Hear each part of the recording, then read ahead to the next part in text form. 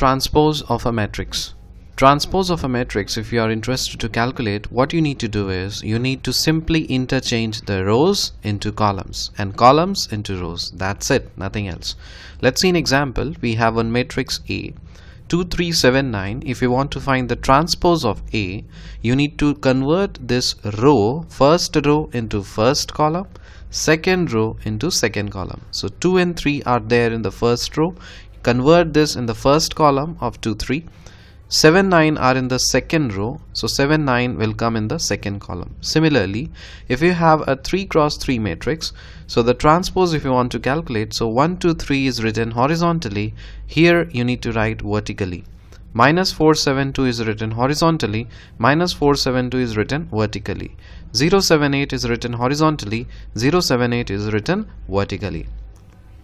Now here A and B were square matrices. Now let's take an example of a rectangular matrix. So in this rectangular matrix, 2 rows are there. So if you want to find the transpose, these 2 rows will get converted into 2 columns. So 2 3 4 7, which is written horizontally, will get converted into vertical arrangement, that is 2 3 4 7. 0 4 3 2 written horizontally will get converted into vertical transformation, which is 0 4 3 2. Okay. Now what is the formal mathematical definition for transpose? So I have told you so many times how to represent a matrix.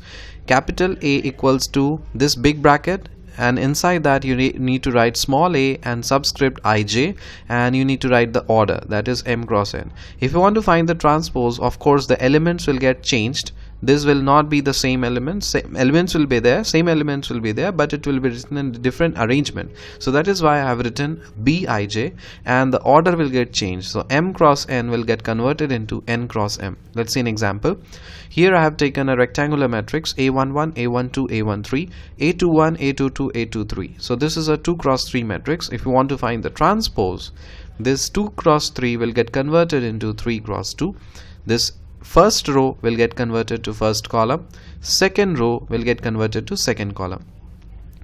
Now let's talk about some properties of transpose. The first property says, if you are taking the transpose of product of 2 matrices, that is A B transpose, so this will give you B transpose multiplied with A transpose, and in this matrix multiplication the order is very important. So when I'll teach you how to find the product of matrices, there I will show you how this arrangement, that is B transpose and A transpose, is different from A transpose multiplied with B transpose.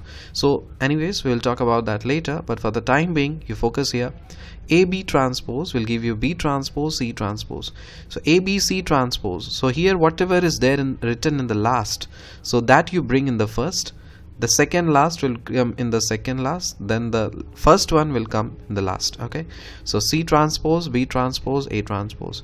Now similarly, if you have some n matrices, so here if you want to find the transpose or product of all these n matrices, as I told you, you need to write the last matrix in the first, then comes the second last, and so on. So the first one will go in the last, and the transpose will be there on each matrix. Next, A plus minus B transpose will give you A transpose plus minus B transpose. Very simple. Now if you want to find the transpose of transpose, that will give you the original matrix itself. Now if any scalar is multiplied with any matrix, and if you want to find the transpose, so simply that scalar will not have any effect. It will simply come out and will simply get multiplied normally. So Ka transpose will give you K times A transpose, where K is scalar and K is not equal to 0. So this we have, with this we have learned the concept of transpose of a matrix. See you in the next lecture. Till then, bye.